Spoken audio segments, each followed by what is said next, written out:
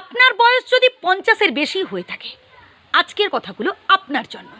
কারণ আজকে কিছু গুরুত্বপূর্ণ কথা বলবো, যেগুলো শুনলে আপনার মনের সব টেনশান দূর হয়ে যাবে। এই যে আপনি খুব টেনশান করেন, আমার তো বয়স হয়ে গেল, যাওয়ার সময় হয়ে গেল, আমি আর কতদিন বাঁচব, বা একটা সময় আমি আমার পরিবারের জন্য অনেক অনেক করেছি, এখন কি পাচ্ছি। এই যে আপনি অপরের সাথেও নিজের তুলনা করছেন, কে 10তলা বিল্ডিং করলো, কে 4 চাকা করে ফেললো, কার পরিবারের রোজগার কত বেশি। আমি বলবো এগুলো হচ্ছে নেগেটিভ চিন্তা। সব সময় নিজেকে স্ট্রং রাখতে হবে, সব সময় নিজেকে পাওয়ারফুল করে তুলবেন। হ্যাঁ, একটা সময় আপনি আপনার পরিবারের জন্য অনেক কিছু করেছেন, অনেক স্যাক্রিফাইস করেছেন, কিন্তু এটা আপনার কর্তব্য, আপনি আপনার পরিবারের জন্য করেছেন। এখানে তো কতটা দিলাম আর কতটা পেলাম এই হিসেব নিকেশ তো চলবে না ভাই। এই হিসেব নিকেশ হবে ব্যাংক ব্যালেন্সের ক্ষেত্রে, ব্যবসার ক্ষেত্রে, যে আমি 10 টাকা ইনভেস্ট করে সেখান থেকে কত লাভ হলো নাকি লোকসান হলো, এটা আমি খোঁজ খবর নেব বা বসে হিসেব করব।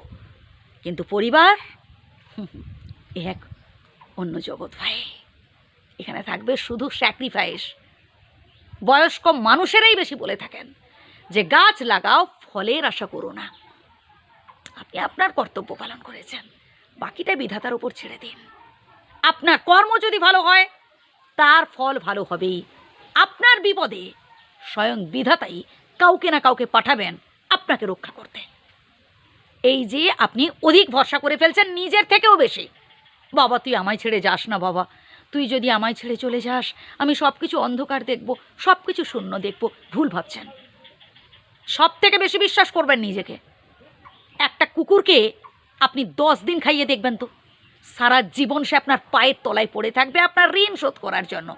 কিন্তু একটা মানুষ 10 দিন কি ভাই, 10 বছর খাইয়ে দেখুন তো, তার মন পাবেন না। ওই যতদিন আপনি দিতে পারছেন, তার মন জুগিয়ে চলতে পারছেন, ততদিন আপনি ভীষণ ভালো হয়ে থাকবেন তার কাছে। সে আপনার প্রশংসা করবে, গুণগান গাইবে। যেই হাতটা গুটিয়ে নেবেন আপনি হয়ে যাবেন খুব খারাপ। তাই অধিক বিশ্বাস, অধিক ভরসা নিজেকে করুন আর স্বয়ং বিধাতার ওপর রাখুন, কোনো মানুষকে নয়। যতদিন হাত পা চলছে কাজবাজ করুন। আপনার অর্জিত যা কিছু টাকা পয়সা, বাড়ি গাড়ি, যা কিছু আপনি কষ্ট করে উপার্জন করেছেন সবটাই নিজের নামে রাখুন। অন্য কাউকে আপনি নমিনি রাখতেই পারেন, কিন্তু মনে রাখবেন যাতে শেষ বয়সে আপনি ভোগ করতে পারেন।